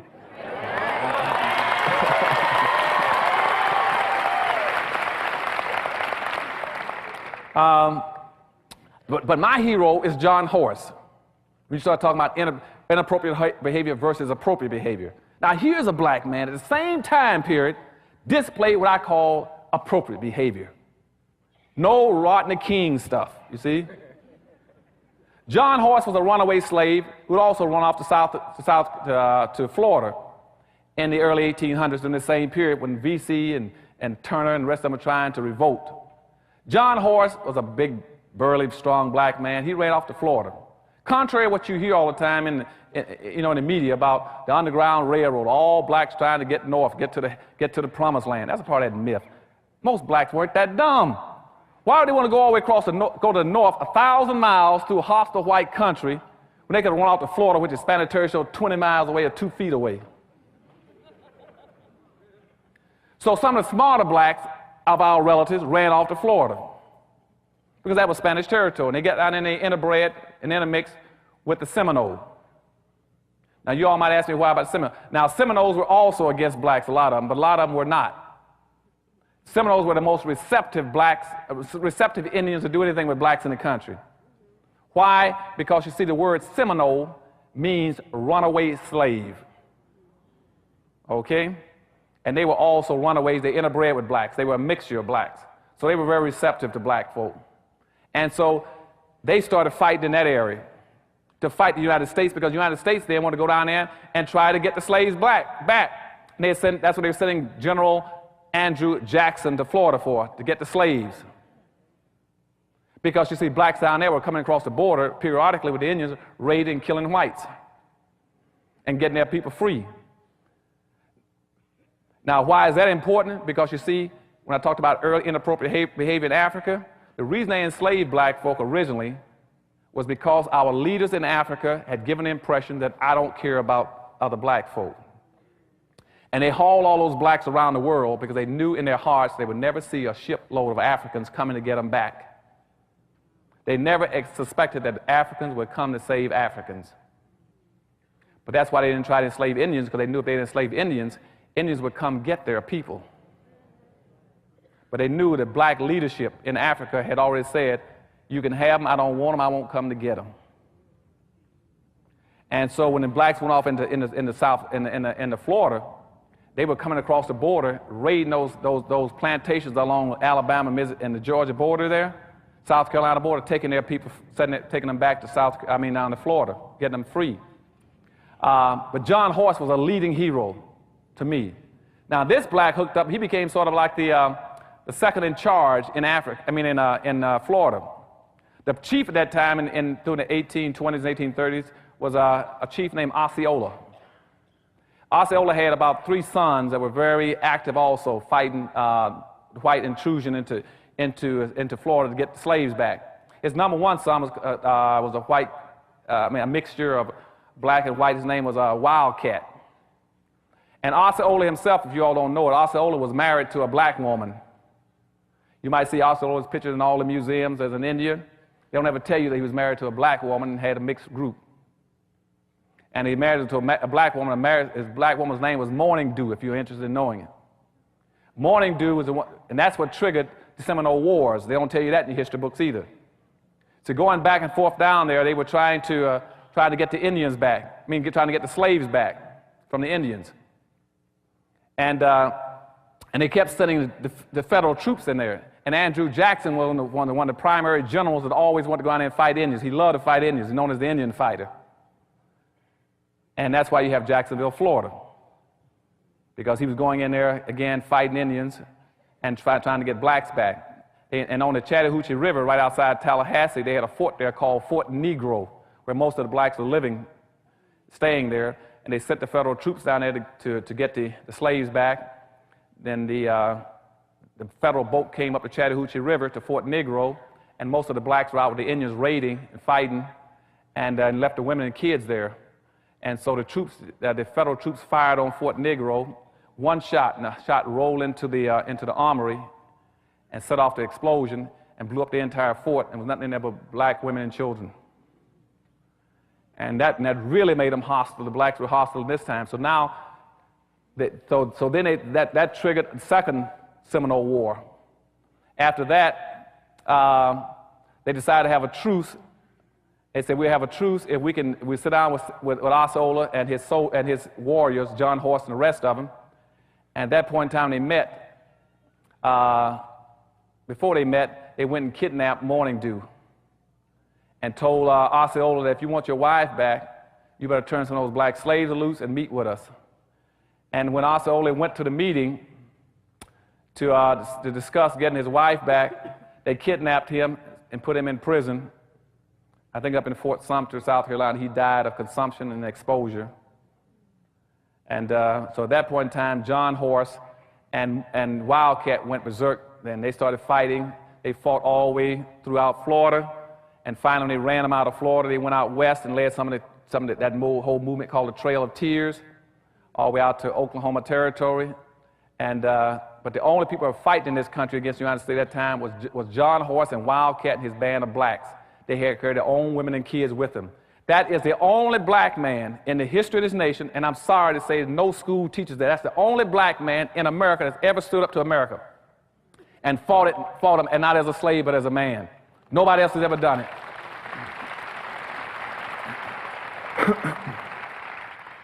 John Horse fought the United States for 50 years. They fought him all out west.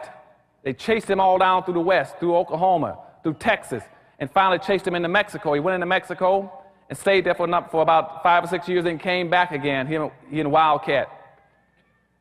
They tried to set up their little village again, but the whites out there, the racists kept raiding their camps, shooting them and killing them. He kept fighting, and they finally killed Wildcat, shot him in the back with a shotgun and killed him. And then John Horse finally just gave up and got on his horse, allegedly, and just rolled off back into Mexico. You never heard from him again. But he fought for 50 years, the only black man. You can talk about any civil rights leader you want to. If you had a hero, that's the only hero we ever had that fought and says, I'm not a slave and I won't take it. I'm not Rodney King or anybody else. And so, they found nobody ever knew what happened to him, but he rolled off. That was John Horse. Now, this whole meritorious manumission policy is in effect, moving along at the same time, this control system. About 1852, a lady named Harriet Beach Stover wanted to write about it. So she then wrote about the whole thing. She interviewed a guy whose name was Henderson, which you all know as Uncle Tom. He then told her about the story. She wrote a book called Uncle Tom's Cabin. But in that book, contrary to what most people think, Uncle Tom was not the bad guy. The bad guy was Sambo. And so I'm asking you all as my brothers and sisters, please in the future, don't call a black guy who you know is worthless and trifling. Don't call him an Uncle Tom. That's complimenting him. Call him his real name, what he's entitled to, and that's a Sambo. Any black person, any black person sells his own people out and will do them in, he is a Sambo. Now, what is a Sambo again? Going back to meritorious manumission in 1710, the whole conditioning process, the whole brainwashing system, the whole social engineering system says that you must teach black people to see the world through the eyes of whites. You must see everything through their eyes. You must accept their values, their superiority, whatever they think and feel, and that way we got you contained. And that's why when you see somebody like Colin Powell running for office, they say, well, you can run for office if you see the things the way we want to see them.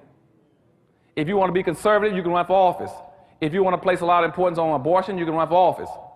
If you want to talk about being anti-taxing, you can run for office, which means if you see things the way we see them as a black person, you're safe. You're acceptable. And if you don't want to do that way, then become an athlete or an entertainer. So therefore, don't you identify with the rest of those blacks in the country. You stay away from them. They're bad. And you start going out and you try to go get a penny out of an athlete and entertainer, do something for the black community. They're going to do it. Their advisors won't let them do it. The agents won't do it. Their promotion people won't let them do it. They're going to identify with your community because, again, they have now already died and gone to heaven. Okay, so when Harriet Beecher Stowe put out her book, what she tried to tell black folk is that Uncle Tom was not a bad guy. See, Uncle Tom, if you read that book, and most blacks, 90% of blacks never read it. They always call another black, he's an Uncle Tom, he's an Uncle Tom. He's not an Uncle Tom. If you read the book Uncle Tom was a guy who would not beat black women. Uncle Tom in that book was the guy who would not beat other blacks to make them pick more cotton. Uncle Tom was a guy who would come in at night and take cotton out of his own bag and put it in other black folks' bags so they wouldn't get whippings at night. Uncle Tom was a guy who would not tell where black folk were hiding when they went across the river and they broke free as slaves. But Simon Legree, the white slave master, had a black that followed him around named Sambo, who always says, you show me, give me the right, I'll show you how to trees the coons. I'll show you where they hides. And see, and that's the guy. See, his role responsibility was going back to meritorious manumission. I told you about where you got to protect white folks' property and protect their wealth. He says, I will protect it and find it for you. And that's why you read in the movies and books that came out after Uncle Tom, you always had a black guy, a black slave, was running down the road saying, Master, master, here comes the army, let's hide our silver and gold. And you all say, our? How did it get to be our? You know, he always wants to say something that doesn't even belong to him. And that showed up all through history. And today you got the same kind of personality doing it. And now he's not saying let's hide our silver and gold. He's called himself a conservative. I'm also against affirmative action for black folk.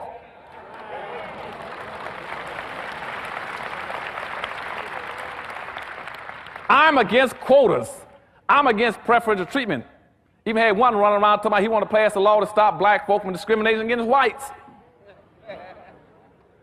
You still got that kind of personality that always wants to protect something, protect the strong. You always got that kind of Sambo personality. And nowadays, the best way to get rich is to say, I'm going to protect that master's gold and silver, and I'm going to be against them black folk. I guarantee I can get you a radio talk show. I can get you a television show. I can even get you an appointment to the Supreme Court. Okay?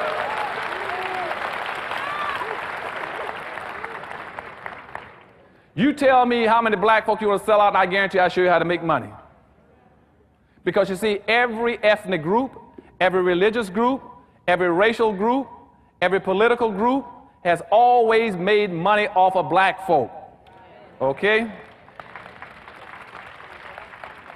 And what I'm going to start talking about in Powernomics when I come back here in the fall is to show you all one thing. I'm going to tell you time is up. You have made, as a race, you made every religion, every ethnic group, every racial group rich. There is nobody else left on earth to make rich but yourselves.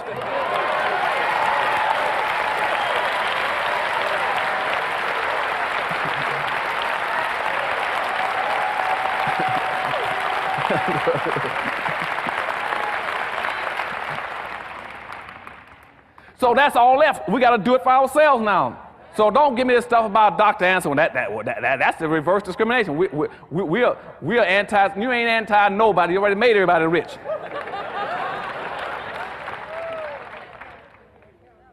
They always tell me, well, Dr. Anderson, what you're preaching isn't that segregation? Or let me tell y'all something. Starting again, back in 1850, blacks got hung up on that same mess, you know. By 1850, after Harriet Beecher Stover put out her book, here comes Frederick Douglass. He's going to take one path. He's going to go back now and try to pick up becoming an integrationist. He becomes an integrationist, taking that, he wants, well, since they excluded us in 1638, saying we should never be permitted to enjoy the fruits of white society, let's be integrationists and civil rights people. Let's make them let us in. So they started that top strand called integrationists, which will run Frederick Douglass, Booker T. Washington, then up to all your civil rights leaders and Martin Luther King and that whole group, all the way down the line to even your present-day civil rights groups. They keep saying, we want access to whatever you own. We want to be included in whatever you own. Now you got another group that started after the book with Harriet Beecher Stover. They said they want to be segregationists. Then you got the more strongly willed persons like W.B. Du Bois. Then you got Martin Delany. You got Marcus Garvey. Then you got Malcolm X and Elijah Muhammad. They were going the other way saying, no, we want our separate stuff. Now, what I say by myself, and I know a lot of people might get upset when I say it, both groups were right and both groups were wrong. What I say is that it is not about integration. The issue is not segregation. The issue is congregation. It means aggregating. What it is called functional pluralism, which means we are not trying to integrate, we're not trying to segregate. No other group comes here and says, I want to integrate and segregate. What they're saying is that if I come together and concentrate as a people, concentrate my power and my wealth and my resources, I can compete. That's what they're talking about.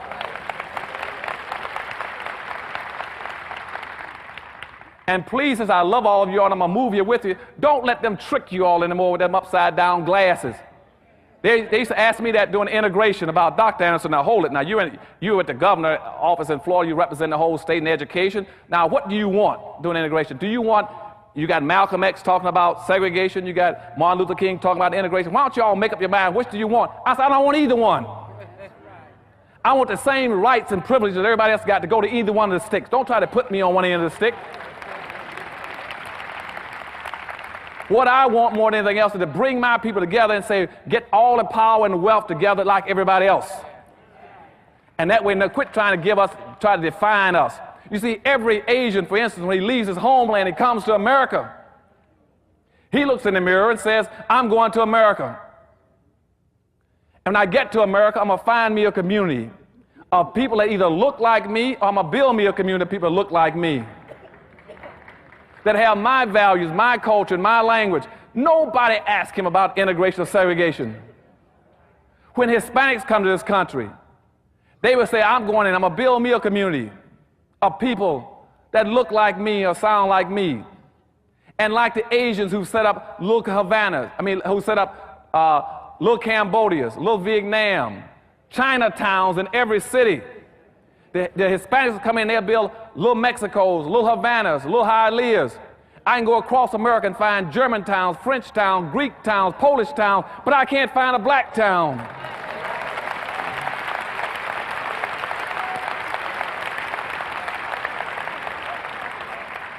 Because of our inappropriate behavior pattern with the Rodney, we keep trying to integrate.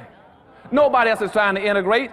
Why would you try to integrate? And I just told you in 1790, the law says in the Constitution that the majority will win and the minority will lose.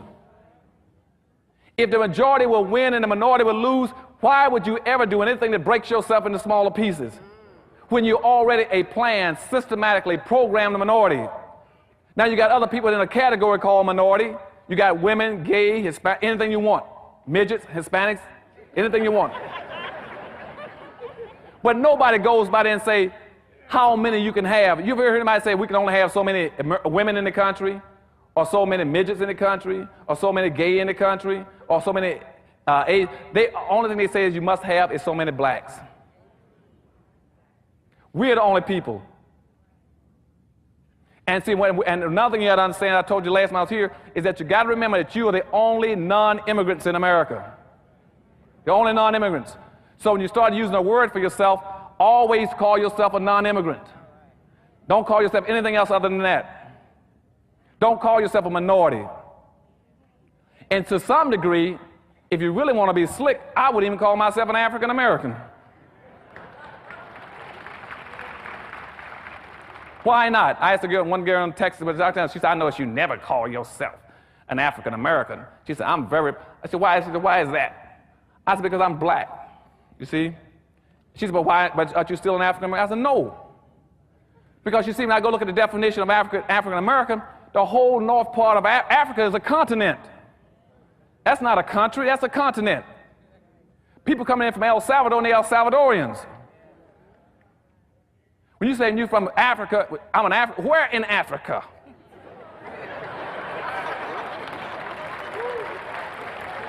Do y'all understand what I'm saying? Where in Africa? And plus that, and worse than that, is that the whole north part of Africa, those coming in the country, they are Arabs, Palestinians, Chaldeans, Egyptians. They are classified, those are whites coming in, but they also call themselves African Americans. When I go down through different parts of the west coast of Africa, I got people coming in from west coast of Africa. They are Pakistanis and Indians, East Indians, but they call themselves African Americans. When I go down to whites coming in from South Africa, they call themselves African Americans. And what they've done again is smother the issue over. So when I go break it open, it's like cracking open an egg. Like when I look inside the word minority, I look inside of African American, I find the number of blacks that came into the country last year, out of 26,000 African Americans, I only find something like 4,000 blacks. And that's why they're going to put the moves on you again. What they want to do is to cover it up again so you can't figure out what's happening to black folks. So new term, they're going to say, well, we buried a lot of them under minorities, that concept. We buried a lot of them under the term Afro-American. Now let's come up with another term called multicultural. And Asian or Asia-Rasian or something, where nobody knows what they are anymore. And see, if we bury them, see, nobody knows what the conditions are for them anymore. They can't figure it out either. And see, that way we lock in the structural inequities. If racism, slavery, and Jim Crowism made whites 50-foot giants, and your problem is that whites got this much, you got that much, if you bury everything and smother it over, you'll never figure it out. You all going to have to fight from now on to make sure that it's only black. Every issue is black, so you can find out what's happening to your people. They're going to try to bury it because whites now got a choice. Either correct the structural inequities or hide it. And it's much cheaper to hide it. And one of the easiest way of hiding it is to co-opt your leadership. To pay off the black leadership and bring them inside the circle, and they're not going to make issues over anything. Instead of functioning on as I said, your problem is the structural inequities. The structural inequities are so bad in America, and they have been so bad since slavery, that that civil rights and integration can't even reach black folk. They're so badly damaged and hurt. And I don't know why the blacks keep running around talking about we want civil rights and equality. You can't get equality if you're unequal. Unless, again, they put those glasses on you and turn them upside down, and all of a sudden you begin to see unequal as being equal. The worst kind of racism is the racism that pretends that unequals are equals. And that's what they've done to you. They got this whole new concept called a colorblind society. And what colorblind society means, let's be blind to black folk, pretend we don't see them. And they're hiding and smothering it again for you. And that's what it means. Now, where did that come from? It came from some of the white civil rights think tanks out of Washington. After the civil rights movement, what they wanted to do was say, let's bury the issue with black folk. And they gave our civil rights leaders a chance after the civil rights movement to make the difference. They didn't take it. Our black leadership displayed inappropriate behavior coming out of the civil rights movement. Throughout the civil rights movement, when they should have been focusing on the real issue, they didn't do it. Instead of focusing on correcting the historical damage that had been inflicted on black folk, they started messing around with civil rights and integration and never touched the problem. Ran all over the country, thinking that by taking down the signs over the water fountains or the bathrooms about colored only or black only, that they were dealing with racism. They didn't even touch racism. Racism was 3 stories down. Getting a black folk to sit in a white restaurant or sit on the front of a bus has no meaning at all. The second thing they did was they never had a plan. They ran all over the country from one demonstration, one march to the next one, never had a national plan about what they're going to do when they get there and what the next generation of blacks are going to do. And thirdly, they never built an institution to carry out a national plan. And when they did that, whites then changed their policy on blacks. They figured out black folk had displayed this inappropriate behavior and missed the boat. So what they did then, they said, let's put the moves on them. Johnson then wrote a law saying you got to correct the conditions of black folk in 1965, what's called the Affirmative Action Bill. When that came out, they put the moves on us to smother the issue again.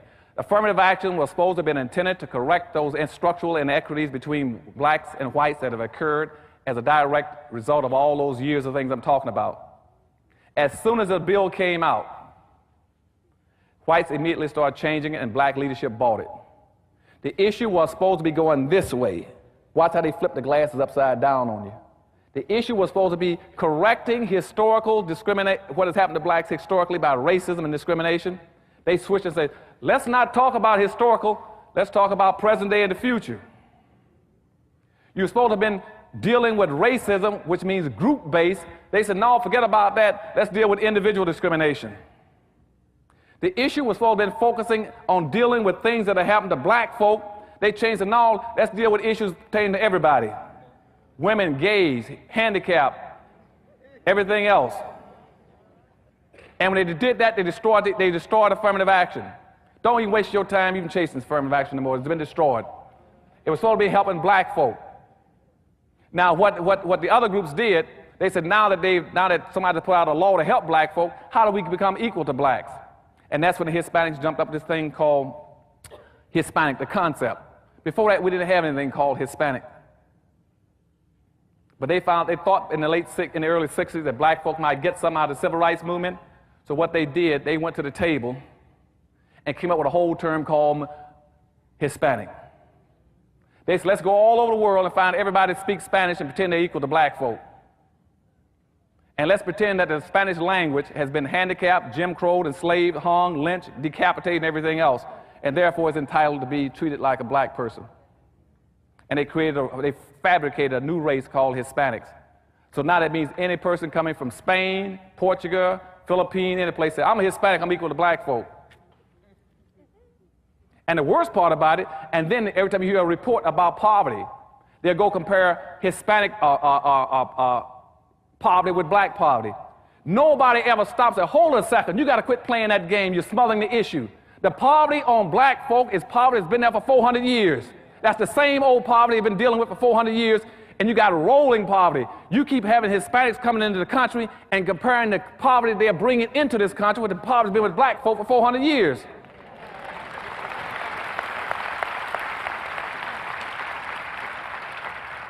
Nobody wants to stop them from doing that.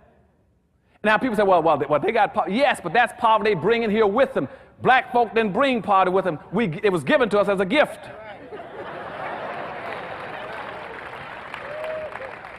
If you were to go back to 1840s, where I was earlier talking about Uncle Tomism, back at that point in time, you did not have one single solitary Hispanic in the entire United States.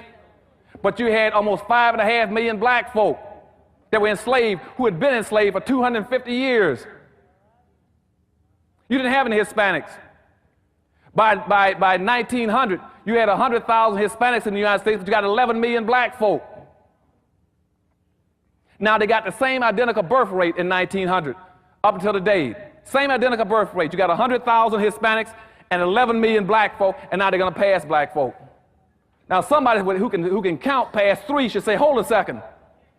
How can you only have 100,000 of them in 1900 at the same birth rate, and you got 11 million blacks and now passing blacks? Because 2 million every year walking across the border. It is not this country's responsibility to be correcting all their poverty. It is the country's responsibility to correct the poverty they put on people.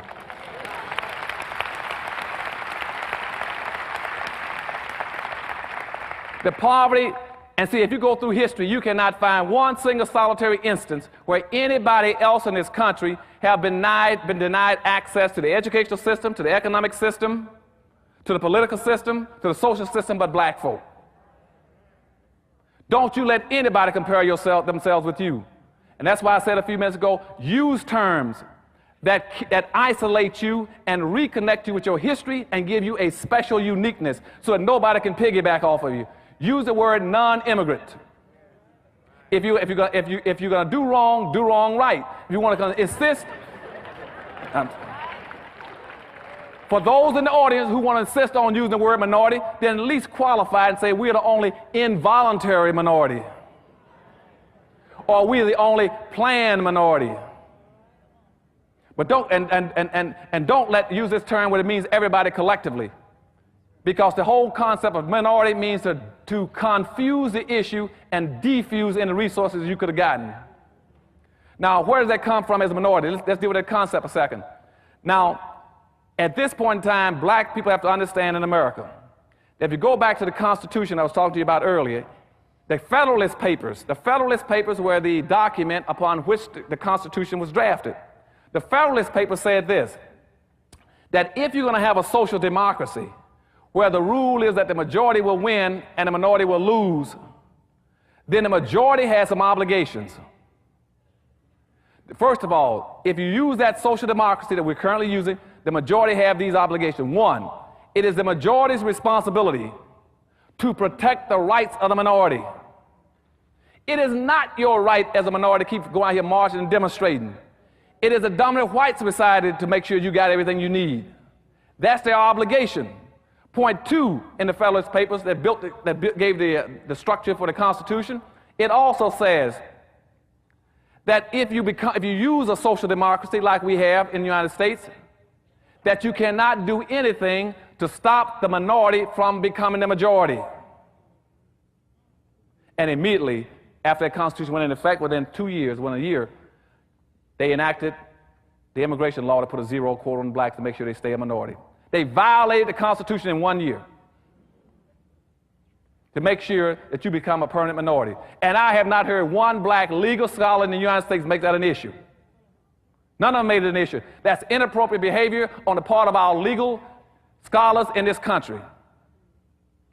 And thirdly, in the Federalist Paper, it says, and if you fail to protect, the majority fails to protect the rights of the minority, and if you do something to impede the minority from becoming the majority the same way you became the majority, then thirdly, that minority has no rights to abide by your laws and your rulings. Now think about that. Now I want to know where all my black scholars and my black legal minds, why aren't you displaying appropriate behavior and investigating that, find out why it is that you got the minority running around trying to protect itself when you know good and well it doesn't have the power and resources to do it. That's like trying to have a baby to look out for himself when you know he cannot go out and work a job and fix his own food. It's your obligation to take care of him. But nobody raised it as an issue in this country. Where all my black legal scholars should be raising issues over the fact that in this country, that the 13th Amendment that was given to black folk, that was supposed to free black folk, was never enforced. The Emancipation Proclamation was supposed to free blacks. That's what they say in the myth. But it wasn't. The Emancipation Proclamation by Lincoln was only to free those blacks that he had no authority over in the first place. He was talking about the blacks who are any black who's in a state that broke away from the United States, you're free. He doesn't have that authority, just broke away. Now, the blacks he could have freed that was still in slavery on the north side, he didn't do anything about them. To this day, they never corrected that. So legitimately, they are still enslaved. Secondly, if you put out the 13th Amendment, freeing people, or let's go to the 14th Amendment.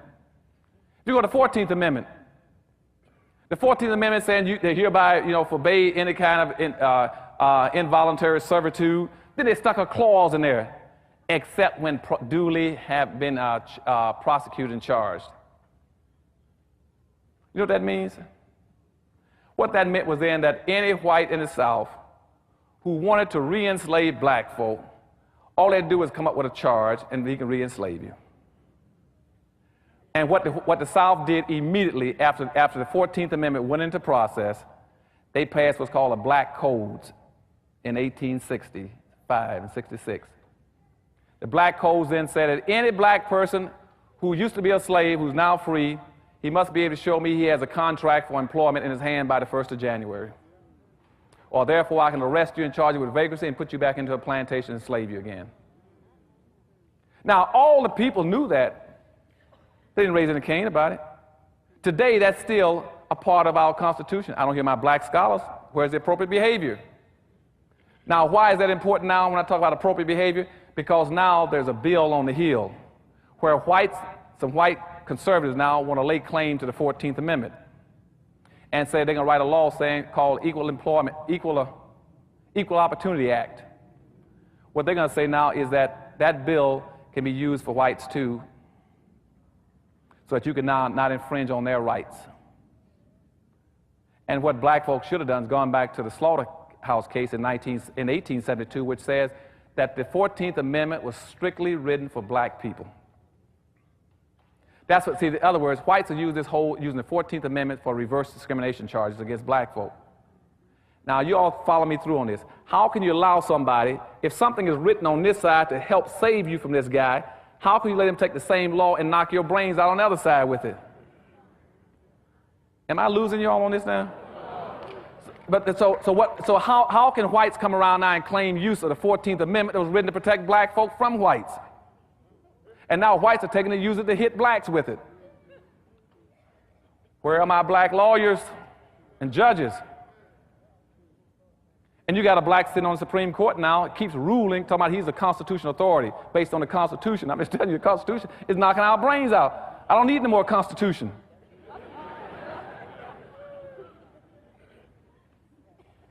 So, but all these questions need to be raised in our court system about what's happening to us.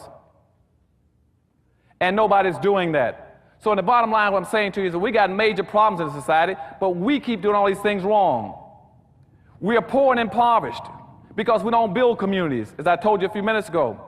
Secondly, we are the richest nation on earth outside of the United States as black folk. In the world, we are the 9th richest nation on earth. We got an annual disposable income of $382 billion. But we violate all the norms of economics as black folk. That's inappropriate behavior. Your money is supposed to bounce 8 to 12 times before it leaves your community. I'm going to say that again.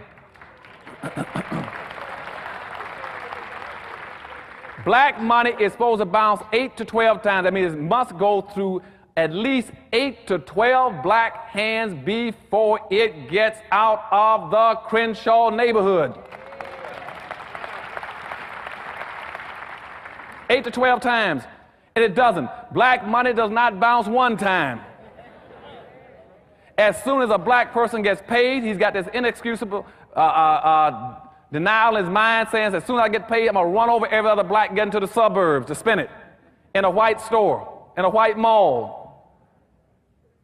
And the Jews, on the other hand, their money bounced 18 times before it leaves their community. You look at the discrepancy between one bouncing not once and once bouncing 18 times. Black people right now spend 95% of their money outside of their own communities. They spend 5% in their communities. In their communities, they spend 3% of that with non-black owned businesses. Black folk try to live off of 2% of their disposable income. They keep 2% every year. Then they take that 2% and put it into a savings account, a bank, and then they can't even get a loan from the white bank they put it into. Now, anybody in his right mind knows that it's humanly impossible for you to live off of 2% of your income. It can't be done, but we keep trying to do the impossible. Why do we keep trying to live off of 2% and you know it can't be done? So what happens then is every night, every black community in America goes bankrupt when the last non-black in a black community closes up the store, cleans out the cash register, and goes home. We go bankrupt from that night until the next morning. And the reason we're doing that, the reason we're so impoverished, is because other groups are also boycotting us. We don't have any business structures in our neighborhoods because others are boycotting you. As long as you live, you'll never see a white person because his money is bouncing in his own community. So he's not going to let his money bounce in your community. So when he gets money, he keeps it. You don't see him getting in his car on a Saturday morning, like this morning, driving down to a black neighborhood, getting out of his car, going into a black store, buying a black-made product. He doesn't do that. If he does do that, I told y'all before, take a picture of it if you see it. It might be very valuable one day. Every black I know tries to get into Chinatown every Friday and Saturday evening. Have you ever seen Chinese trying to get into a black neighborhood to buy anything? Then why do you keep doing it? Inappropriate behavior. You keep doing everything inappropriately, backwards. You got to quit doing it. I'm not telling you to be mean against anybody. I'm not telling you to be against them. I'm saying take care of your own people. Don't do what they're doing in slavery.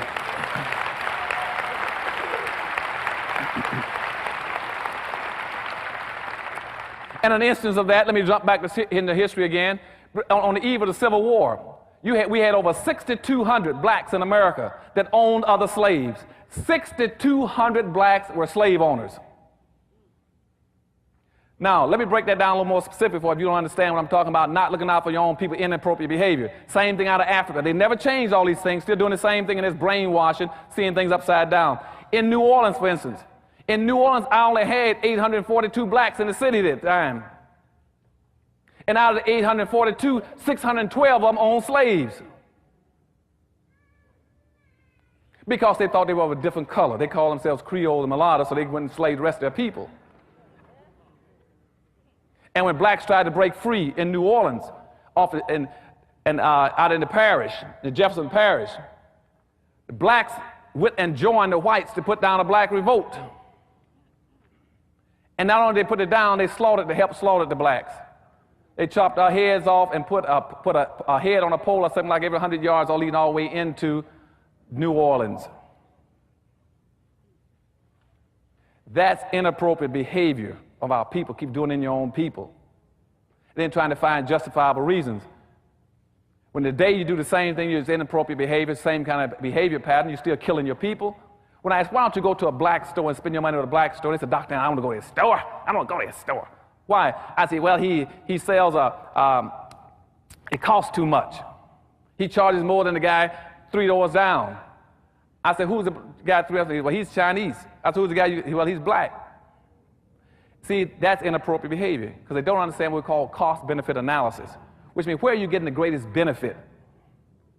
Where do you get the greatest benefit for your race and your people and your money? If you go spend $1 with a black here and you go spend $1 with a white, and the white or the Chinese takes it out of his community and uses it against you. At some point, somebody's got to be home upstairs. You got to say, yes, it might cost me a few pennies more to buy from a black, but I get more in return. Particularly if I can get him to keep that money in his neighborhood and spend it with another black person. They said, well, what if his merchandise is bad? And you go down there and tell him. You go down there and tell him, let me tell you something. You got 6 months to clean up this place. You got 6 months to put in a better quality product. You got 6 months to start putting up better security and lighting in here. And you got 6 months to change your negative attitude.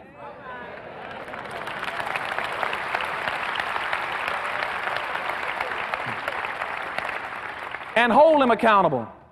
We must have an accountability system for our merchants and say, you got a responsibility. Now, I just got back from Detroit, Michigan last week, and my mother is old now and sort of senile, and my sister is also got some handicapping problems. She went down and bought a ham. And in Detroit, Michigan, almost all your key essentials are owned by whites, by Arabs, your gas station, your food stores. She showed me a ham she was going to fix that day.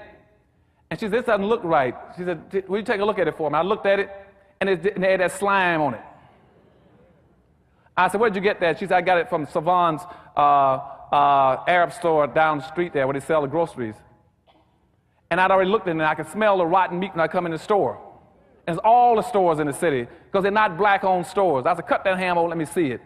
She cut the ham open, and you can almost see the pus oozing out of it.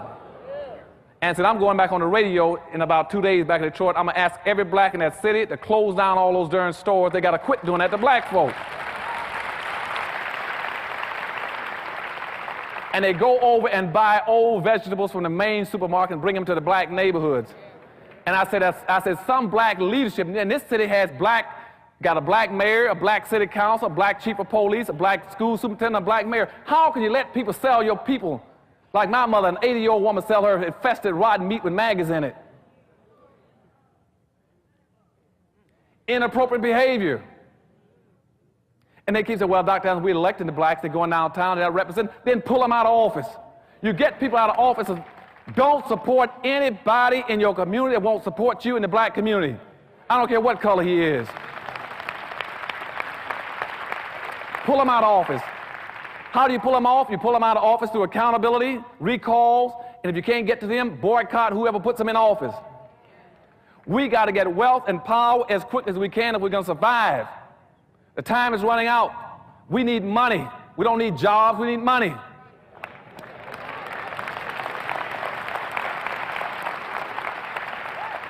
And in conclusion, there's one lady told me, Dr. Anderson, she said, I love everything you say, but you got to quit talking about money all the time. I said, why? She said, because money is not everything. So I said, tell me what money is not. She said, well, money can't buy you love. I said, I'll tell you what. I said, without finance, there won't be any romance.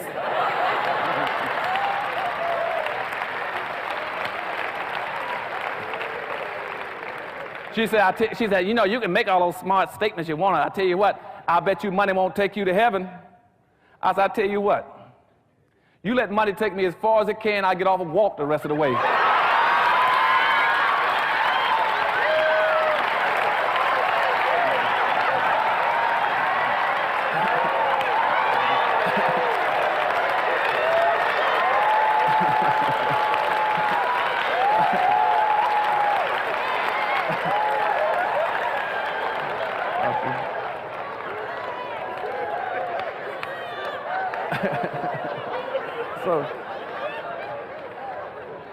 So in my last thing, she said, well, I'll tell you what. She says, I don't care what you say, Dr. Anderson. As far as I'm concerned, money is the root of all evil.